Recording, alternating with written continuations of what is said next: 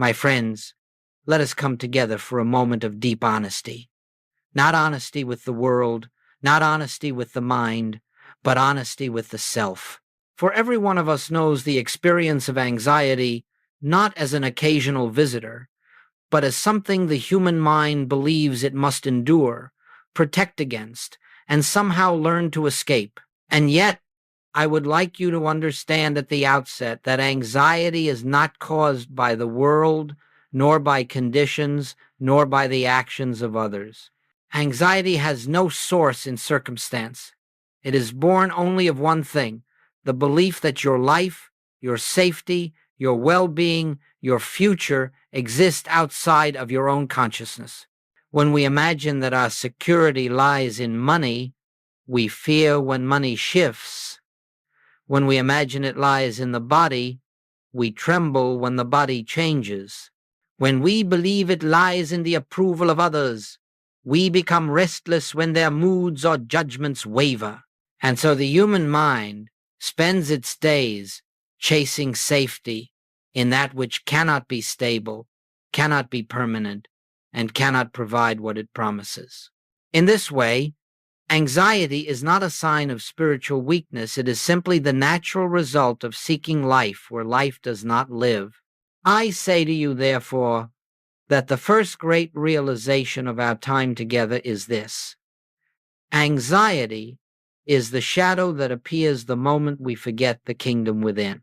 It is the inevitable sensation that arises when consciousness seems distant, unknown, untrusted, and so the human mind struggles and fights and prays and begs, hoping that the outer world will become peaceful enough to quiet the inner storm. But the outer world has no duty to give you peace. It cannot. It has no power of its own. Peace comes only from the recognition of what is eternally present within you. In the infinite way, we do not attempt to fix anxiety. We do not wrestle with it. We do not seek to overpower it with positive thought or mental effort. Instead, we look gently, quietly, into the truth behind it. That anxiety is nothing more than a sign that we are seeking in the wrong direction. It tells us we have momentarily forgotten who and what we are. And so, instead of trying to repair the mind, we return to the source. We turn within. We begin to recognize that the peace we long for is not something to be added to us. It is something that has been present since before fear ever arose. Let us enter this class with a simple intention: to see anxiety for what it is, and then to meet it not with force, not with resistance, but with the quiet authority of truth. For as you will discover, one moment of inner recognition dissolves more fear than a lifetime of outward striving. In a little while, I will show you a simple practice, 3 minutes only, that restores the awareness of the kingdom and reveals the peace already established in your being. But let us not hurry. Peace is never found in haste. For now, let this be the beginning. You are not at the mercy of anxiety. You are at the doorway of the kingdom, and the kingdom has never left you. Now let us look more deeply into this thing we call anxiety, not as the world sees it, not as psychology attempts to manage it, but as it is understood in spiritual consciousness. For unless we know the nature of a thing, we cannot rightly respond to it. The world tells you that anxiety is personal, that it belongs to you, arises from you, and must be corrected by you. But I say to you, anxiety is not personal, it is not individual, and it has no inherent connection to your identity. Anxiety is a universal suggestion, a passing influence upon the human mind when it believes itself separate from its source. In the infinite way, we recognize this. There is no individual mind apart from God's mind. There is only one consciousness, one presence, one life. And whenever the appearance of a separate mind arises, whenever there is the sense of I apart, then fear, doubt, and anxiety begin to take form. But they are not born of truth, they are born of illusion. They arise only in the dimming of the inner light. You may think, but this anxiety feels so real, so powerful. Yes, it appears real. But do you remember the principle we have spoken of so often? No appearance has power. All power is in the invisible. Anxiety, like any appearance, is a shadow cast upon consciousness when one forgets the presence of the infinite. It has no substance of its own, no intelligence, no authority. It is not a message from God, nor a sign of danger. It is simply the whisper of the mortal sense. And so we do not struggle with anxiety. We do not condemn it. We do not attempt to cure it by rearranging the outer world. We do not say, if only this condition would change, I would no longer fear. For that is to give power to the very thing that has no power. That is, to feed the illusion. Let us understand something vital. Anxiety is not your failing. Anxiety is the mind's attempt to survive without the awareness of God. It cannot succeed. It was never meant to. When the mind is disconnected from the felt presence of the infinite, it tries to anticipate, to control, to predict, to guard itself. This is the origin of restlessness, of tension, of worry. The mind fears because it believes it is alone. It fears because it thinks it must protect an existence separate from God. But you are not separate. You are not divided from your source. You are not living as an isolated being struggling through a dangerous world. You are living as consciousness itself. And consciousness is neither anxious nor afraid. When you begin to see anxiety not as a personal condition, but as the effect of temporary forgetfulness, then already it begins to lose its hold. When you realize that anxiety is nothing more than the mind operating without the awareness of its foundation, you stop fighting it. You stop diagnosing it. You stop condemning yourself for it. Instead, you remember the one simple truth that dissolves fear. God is the life of me. The presence of God is my consciousness. And in that remembrance, the roots of anxiety begin to loosen. Soon we will come to the practice itself, the gentle turning within that restores your awareness of truth. But not yet. Let us take one more step. For before you can release fear, you must see clearly why seeking solutions in the outer world will never free you. Now, let us take the next step in our understanding.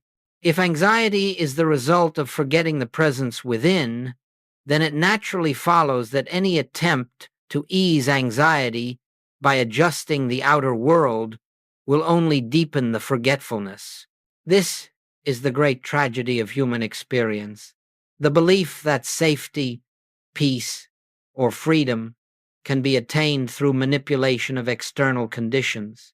My friends, it has never been so, and it will never be so, because the outer world is not the cause of your experience.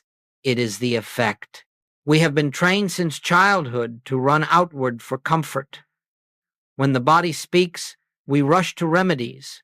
When money tightens, we run to calculation and effort. When relationships shake, we run to explanations, demands, and strategies. And when the mind trembles, we believe something in the world must change before peace can return.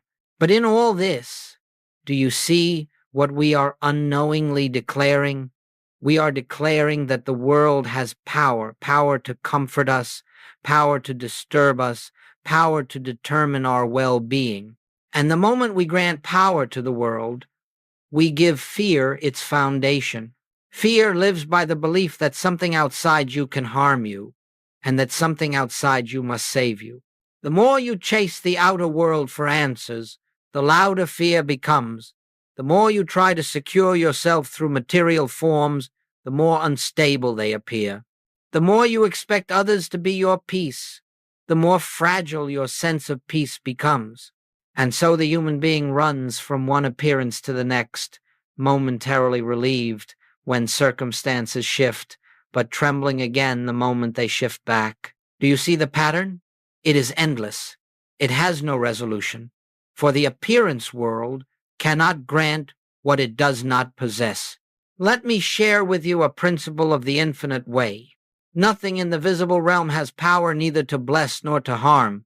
All power is in the invisible presence that lives within you. When this principle is forgotten, the mind panics. When it is remembered, fear dissolves. Whenever you seek security through money, you have already placed the kingdom second. Whenever you seek peace through ideal conditions, you have already made the appearance, the cause, and consciousness the effect. And whenever you attempt to calm anxiety by changing the world, you inadvertently strengthen the belief that the world controls your well-being. This is why seeking solutions outside yourself intensifies fear, not because the world is unkind, but because you are asking it to do what only God can do. In the infinite way, we stop this fruitless search. We stop trying to rearrange the shadows. We stop giving power to the unstable. Instead, we turn in humility, in trust, in quiet recognition to the only place where peace exists, the kingdom within. And when you understand this principle, even intellectually at first, the heart begins to soften. Fear loosens its grip, for you realize you have been looking in the wrong direction, not sinfully, not foolishly, but ignorantly, under the belief that the outer world contains your good. But your good is not in the world. Your good is in your consciousness. Soon we will enter the 3-minute practice that returns you to this inner sanctuary. But before we do, let us understand clearly what the kingdom is, what peace actually is, so that when you turn within, you know precisely what you are recognizing. Let us now turn to this great truth that lies at the very center of the infinite way, the truth spoken by the Master when he said, "The kingdom of God is within you." These words have been repeated for 2,000 years, and yet their meaning has been almost entirely overlooked, not because they are obscure, but because the human mind insists on searching everywhere except where the truth is. When Jesus spoke of the kingdom, he was not referring to a future heaven, nor to a realm reached after death, nor to a place reserved for the virtuous. He spoke of a state of consciousness, a living presence, an inner atmosphere in which all fear is dissolved because no separation is known there. He spoke of the very essence of your being, spirit, awareness, life itself. Now hear me well. The kingdom is not something you will enter. It is something you are already living in, even when you do not recognize it. Peace is not something to acquire. Peace is not something to achieve. Peace is not something to create through practice, discipline, or mental effort. Peace is the nature of the kingdom, and the kingdom is the nature of your being. When you feel anxiety, you are not lacking peace. You are simply unaware of the peace that is already present. This is why the outer world cannot give you peace. This is why personal will cannot produce peace. This is why the mind cannot manufacture peace. For peace is not a product. Peace is presence. Peace is the revelation of what eternally is. In the infinite way, we do not work to bring peace into being. We work to remove the belief that peace is absent.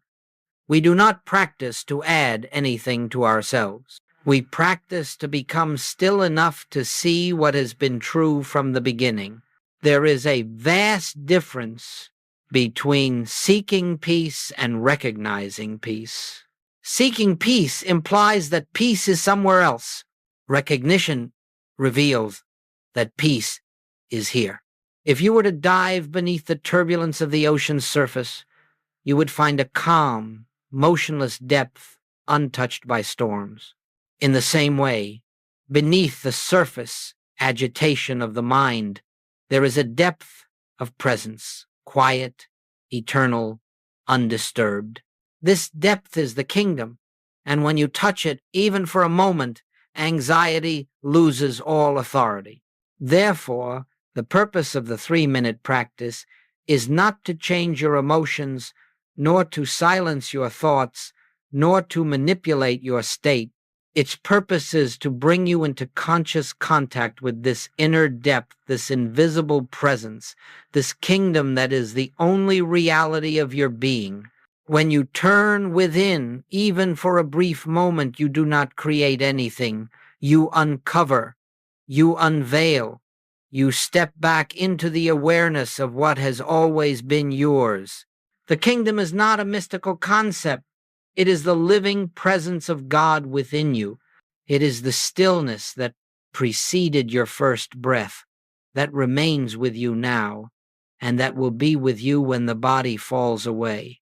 It is the one truth that cannot change. And when your attention returns to it, peace flows naturally, effortlessly, because peace is the atmosphere of the divine. Now that you understand where peace truly lives, we are ready to enter the practice that restores your awareness of it. But we must approach this practice quietly, reverently, knowing that we are not attempting to make something happen, but allowing something already present to reveal itself. And so now, let us move gently into the heart of our work, the 3-minute turning within, the simple recognition that dissolves fear by awakening you to the kingdom.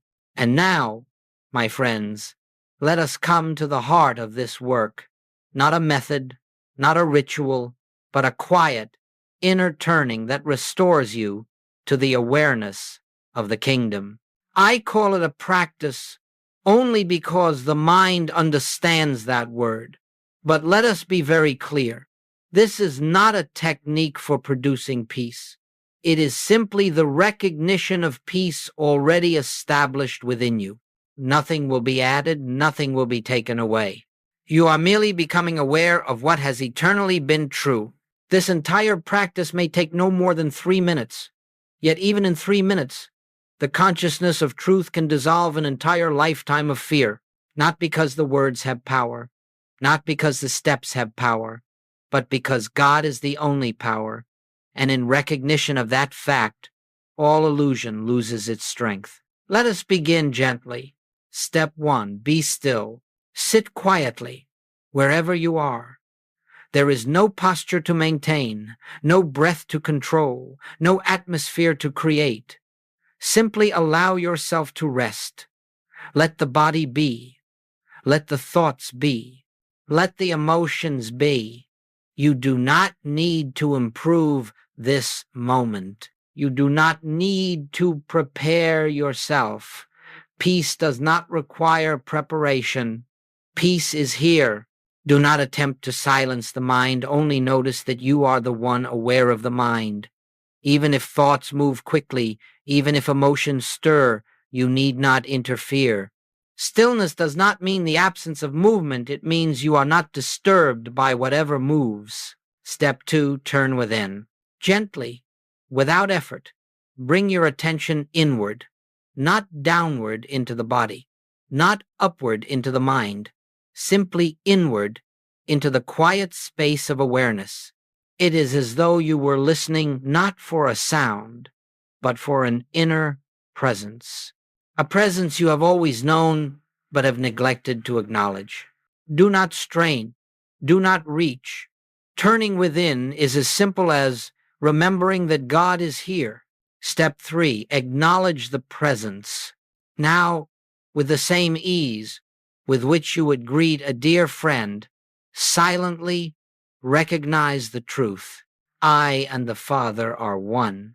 Not as an affirmation you are trying to believe, but as a statement of fact, acknowledgement, recognition, awareness. And then perhaps, the kingdom of God is within me. God is the life of my being. Let these words be soft. Let them be natural. They are not meant to convince the mind. They are meant to reveal what the mind cannot see. Step 4, rest in awareness. Now allow the words to dissolve, like mist in the morning sun. Do not hold to them. Do not repeat them. Do not attempt to stay in any particular state. Simply rest. Rest in the awareness that something greater than thought is here. Rest in the recognition that you are not alone in your own mind. You are living in God, and God is living as you. There is no need to force silence. Silence reveals itself when effort ceases. It may come as a sense of peace, or as a subtle warmth, or perhaps as nothing noticeable at all. Do not measure the experience. The presence is not dependent on your feelings. The presence simply is. Step 5, let peace reveal itself. In this quiet recognition, anxiety loses its foundation, for anxiety depends upon your belief in separation. It depends upon your belief that you must protect yourself, defend yourself, secure your future, or heal your own life. But here, in this awareness, you begin to see that there is only one life, and it is not threatened. There is only one presence, and it has no opposite. There is only one power, and it is not fear. This realization need not be dramatic. Often it is gentle, subtle, like the soft rising of dawn, but its effect is profound. And so, for these few minutes, you have done nothing, not mentally, not emotionally, not spiritually. You have merely stepped aside and allowed truth to be what it is. You have remembered the kingdom, and fear cannot survive remembrance. 3 minutes, that is all. But if you truly rest in this recognition, even for a moment, something within you shifts, not because you have accomplished anything, but because you have ceased to stand in the way of what is already true. And now that you have experienced this inner turning, let us look together at what actually happens in consciousness during these moments. For understanding this will deepen your trust in the practice and allow the transformation to unfold more fully. Now, my friends, let us look gently and clearly at what truly occurs in consciousness during these few minutes of turning within. For if you understand the nature of this inner shift, you will cease to wonder whether the practice is working, and you will begin to trust the invisible activity of the spirit that operates far deeper than thought or feeling. When you become still, when you turn inward, when you acknowledge the presence, not with effort, not with emotion, but with quiet recognition, something begins to take place that the mind cannot observe and the senses cannot measure. It is not something you do. It is something that is done in you. Let me explain. 1. The sense of a separate self begins to dissolve. In these moments of inner recognition, the belief that you are a solitary being, living apart from God, begins to weaken. You may not notice it at first. It may not feel dramatic, but the subtle tension that arises from trying to live as a self apart starts to fall away. And with it, fear loses its foundation. For all fear is born of separation. All anxiety is the echo of isolation. And isolation is an illusion. When you turn within, you gently step out of that illusion. 2. Fear's authority dwindles because its root is exposed. Fear cannot survive in the presence of truth. It can only survive when you forget who you are. When you acknowledge the kingdom, you are not fighting fear, you are simply remembering reality. In the light of remembrance, fear becomes what it always was, a shadow without substance. Do not be concerned if fear appears to continue for a time. Shadows often remain even after the sun has risen, but they have lost their power. 3. The mind slows because it is no longer fed by resistance. The human mind races only when it believes it must take responsibility for its own life. It churns, it plots, It anticipates. It defends. But the moment you enter the awareness of the presence, the burden of self-preservation is lifted. The mind does not stop because you force it. It becomes quiet because it recognizes it is no longer needed as guardian of your existence. When the mind ceases striving, peace naturally rises. 4. A subtle awareness of presence emerges. You may not feel anything dramatic. You may not see light, hear words, or experience sudden peace. That is not the goal. But there will be often very quietly a sense that something is here, something stable, something gentle, something that does not change when thoughts change. This is the beginning of conscious union. This is the awareness of the kingdom.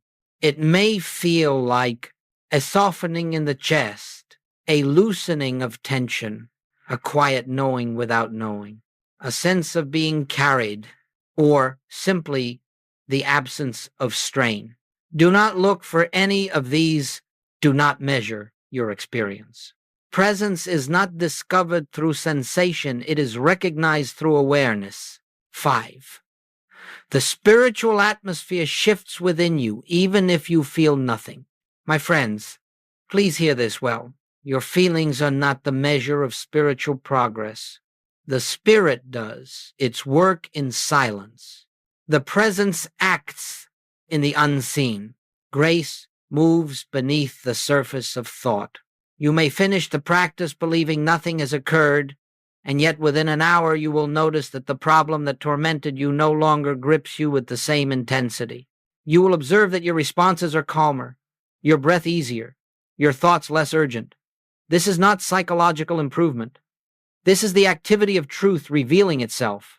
One moment of genuine recognition has more healing power than a lifetime of mental effort. 6. You begin to live from the inside out. With each practice, consciousness slowly shifts from the belief that conditions determine experience to the awareness that experience flows from consciousness. You stop looking outward for safety. You stop seeking solutions in matter. You stop reacting to circumstances as if they held power. You begin to live from within. And from within, all things become harmonious because consciousness itself becomes harmonious. This, my friends, is what happens in these 3 minutes. Not because you have done anything, but because you have finally allowed what is to be seen. And so, now that you understand the interactivity of these moments, let us turn to a very practical matter. How to use this practice throughout your day, particularly in those moments when anxiety arises most strongly and you believe you must act immediately. For it is not enough to practice only in stillness. You must learn to turn within in the midst of life itself. Now, my friends, let us turn from the stillness of the quiet room to the movement of daily life. For it is one thing to recognize the kingdom in meditation, and it is another to recognize it in the midst of activity, responsibility, and the demands of the world. Yet this is precisely where the practice becomes most transformative, not as an escape from life, but as the foundation upon which life is lived. You see, the purpose of this 3-minute turning within is not merely to bring you moments of peace. It is to train your awareness to remember the presence before the mind reacts, before fear arises, before the appearance convinces you that it has power. Gradually, this recognition becomes your natural response, your first instinct, your quiet habit of trust. Let us explore how this unfolds in the ordinary circumstances of everyday living. When money anxiety arises, perhaps you are about to check your bank account, open a bill, or confront a financial obligation that seems larger than your resources. Notice how quickly the mind tightens, how swiftly it begins to calculate, to fear, to doubt. In that very moment, Pause. Just pause. You do not need a long meditation. You do not need to fix the situation. You need only remember, the kingdom is my supply. God alone is the source of my abundance. This recognition loosens fear's grip. You approach the situation not as a needy individual, but as one who knows the infinite is the substance of being. When the body speaks and fear rises, perhaps a symptom appears, a discomfort, a sudden sensation that awakens old memories or fears. Again, pause, not to diagnose, not to resist, not to project outcomes. Pause only long enough to remember, God is the life of my body. Spirit is the law of my being. In this recognition, the body ceases to be an enemy. The symptom loses its authority, and you respond from peace rather than panic. When relationships stir emotion or conflict, a word is spoken, a tone is heard, a misunderstanding arises, and suddenly the heart contracts. Notice it, acknowledge it, and then quietly turn within, not to justify, not to defend, not to judge, simply to remember. Only love has power here. The presence in me is the presence in them. This dissolves reaction. It ends the cycle of hurt and counter-hurt.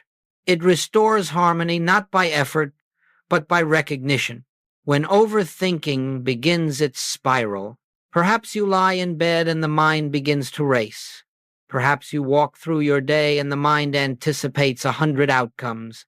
Perhaps a single worry repeats itself with relentless persistence. Do not fight these thoughts. Do not chase them away. Simply say within, thought is not my master. Consciousness is my foundation. And return gently to the kingdom. The mind quiets not because you subdue it, but because you no longer empower it with fear.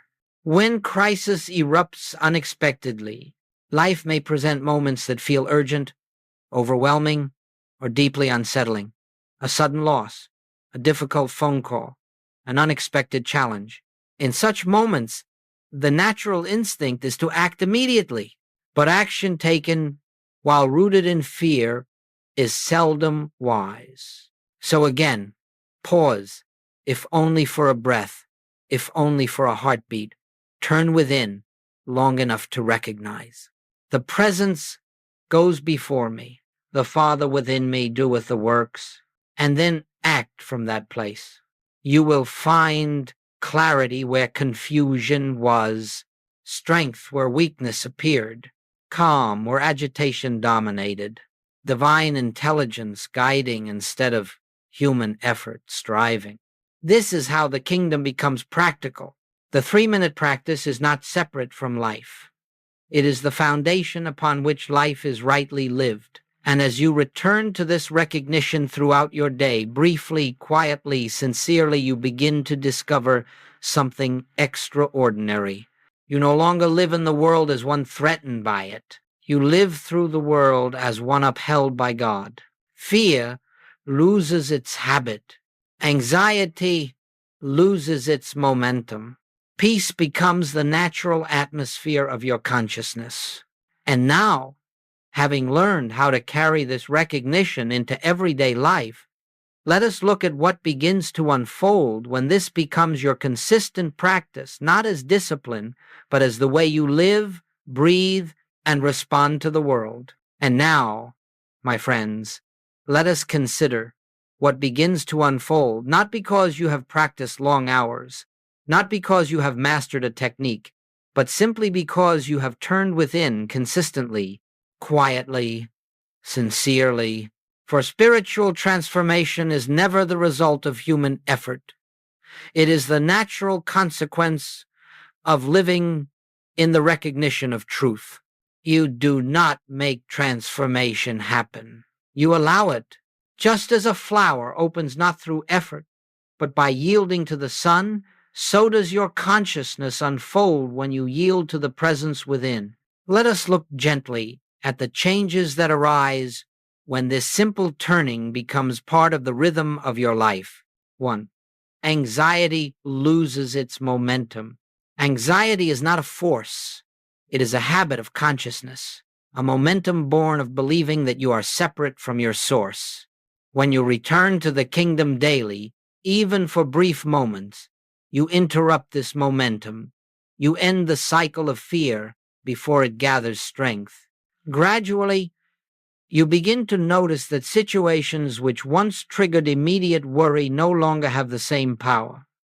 The mind still speaks, but you no longer listen with the same fear. The body may react, but something within you remains steady.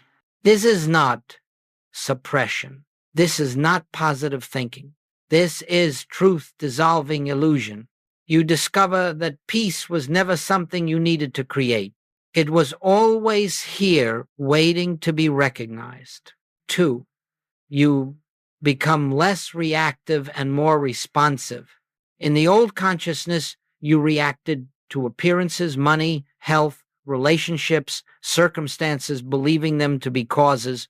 But through daily recognition of the kingdom, you begin to see that appearances are effects, and effects have no power. This produces a beautiful shift. Where you once reacted impulsively, you now respond consciously.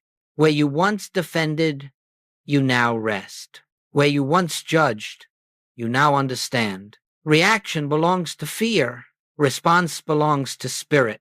As the old reflex fades, your life becomes harmonious not because circumstances have changed, but because consciousness has changed. 3. Decisions become clearer and simpler. When you turn within daily, you begin to feel the guidance of the presence, not as instruction, not as audible words, but as a quiet knowing, an inner direction that gently reveals the next step.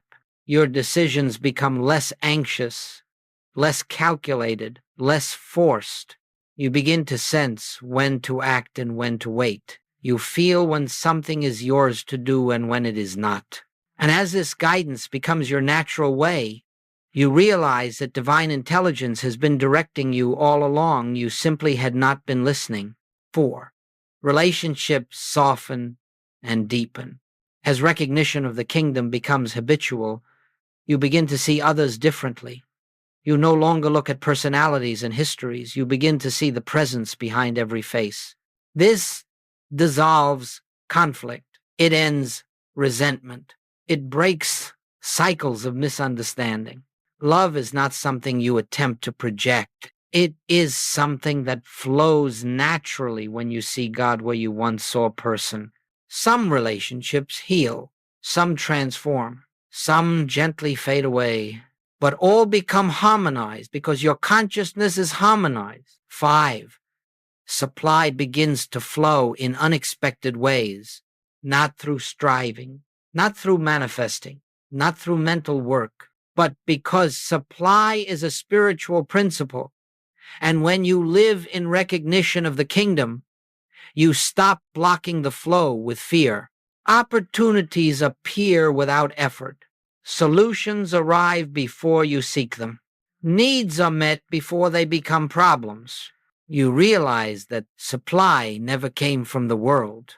It came through the world from an invisible source that is infinite. 6. Health stabilizes as fear recedes. As you live daily in the awareness of the presence, the body begins to reflect the harmony of consciousness. Tension eases, symptoms loosen their grip, and fear, the great distorter of the body, no longer dictates your experience. You do not heal the body. You reveal the wholeness already present in spirit. Health is not gained. Health is uncovered. 7. A deep, quiet confidence begins to emerge. It is not confidence in yourself. It is not confidence in your abilities. It is confidence in the unchanging reality of God as your life. This confidence is silent. It does not boast. It does not assert. It simply rests. It is the confidence of knowing that no matter what appears, the kingdom stands behind it within it, beneath it, as its only reality. 8. A new way of being takes root. Gradually, almost imperceptibly, you begin to live from the inside out. The world no longer dictates your state of mind. Circumstances no longer define your peace. You move through your days with an inner steadiness, a quiet awareness of the presence that accompanies you in every step. You become less concerned with outcomes and more aligned with truth. You cease striving. You cease resisting. You cease fearing. You begin to live, as Joel once described it, as a transparency for God. Nothing dramatic may happen outwardly. No one may see fireworks or miracles, but everything within you shifts. You begin to live the life that was always meant to be lived, a life governed not by the world, but by the kingdom within. And now that we have seen the transformation that unfolds through this consistent practice, let us turn to the final section where we bring this journey to its quiet completion. And so, my friends, we come to the close of this conversation, not as a conclusion, but as a soft and continuous invitation. For spiritual realization does not end with a single practice, a single teaching, or a single moment of clarity. It unfolds gently, quietly, day by day, as you return again and again to the kingdom within. Do not imagine that you must hold yourself in some exalted state or maintain a constant sense of peace. That is not necessary. It is enough that you remember. It is enough that you pause. It is enough that you turn within for even a few breaths and acknowledge the presence that has never once left you. This is the essence of the infinite way, not striving for God, not seeking God, not calling upon God, but recognizing that God is already here, already functioning as the very life of your being. Every time you return to this recognition, you loosen the hold of fear. Every time you turn inward, you dissolve another layer of the illusion of separation. Every time you acknowledge the kingdom, you step into the truth that has been your home since before time began. You are not moving toward God. You are awakening to God already present. You are not improving the human self. You are remembering the divine self. You are not solving problems. You are recognizing that in the kingdom, no problem has reality. And so, I say to you gently, do not evaluate your spiritual progress. Do not measure your experiences. Do not judge your practice. Simply continue turning within. Continue acknowledging the presence. Continue remembering that the kingdom is the foundation of your being. Some days you will feel peace. Some days you will feel nothing at all. Some days the mind will resist with great force. None of this matters, for the kingdom is not affected by your emotions. The presence is not diminished by mental noise. Truth is not altered by your temporary states. Every sincere turning, however small, opens the door a little wider. Every moment of recognition allows more light to enter. Every quiet acknowledgement strengthens your awareness of the one who goes before you, walks beside you, and lives as you.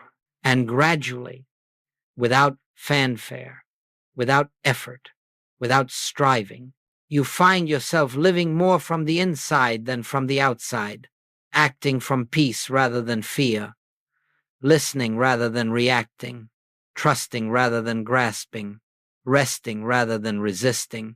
This is the life the Master lived. This is the way of the infinite. This is your natural inheritance. And so we close, not with a final declaration, but with a simple remembrance. The kingdom of God is within you, not tomorrow, not when you are worthy, not when you are calm or perfect or spiritual. Now, always, eternally, return to the kingdom whenever you think of it. Return when anxiety stirs. Return when joy appears. Return in silence, in activity, in stillness, in movement. There is no moment when the kingdom is absent. There is only the moment when you remember to look. And so I bless you, not with something given, but with the recognition of what has always been yours, the presence, the peace, and the infinite love that is your own true being.